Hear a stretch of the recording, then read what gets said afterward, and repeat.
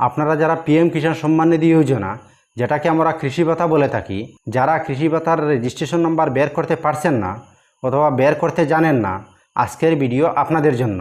আপনারা মাত্র 1 মিনিটেই আপনাদের কৃষি ভাতার রেজিস্ট্রেশন নাম্বার বের করতে পারবেন। কিভাবে বের করবেন তা আমি আপনাদেরকে এখন দেখিয়ে দিচ্ছি। আপনারা আপনাদের মোবাইলে যে কোনো একটা ইন্টারনেট ব্রাউজার ওপেন করবেন আর সার্চ বারে pmkishan.gov.in লিখে সার্চ করবেন। তারপর এখানে দেখতে পাবেন নো ইয়োর স্ট্যাটাস। এখানে নো ইয়োর স্ট্যাটাসে ক্লিক করবেন।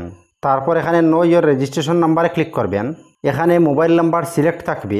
বর্তমানে কিন্তু মোবাইল নাম্বার দিয়ে রেজিস্ট্রেশন নাম্বার বের হচ্ছে না, তাই এখানে আধার সিলেক্ট করবেন। এখানে আধার নাম্বার ডালবেন।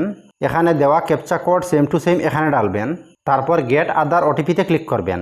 আধার রেজিস্টার মোবাইল নাম্বার একটা ওটিপি পাঠিয়ে দেওয়া হবে, ওই ওটিপি এখানে ডালবেন আর এখানে গেট ডিটেলসে ক্লিক করবেন।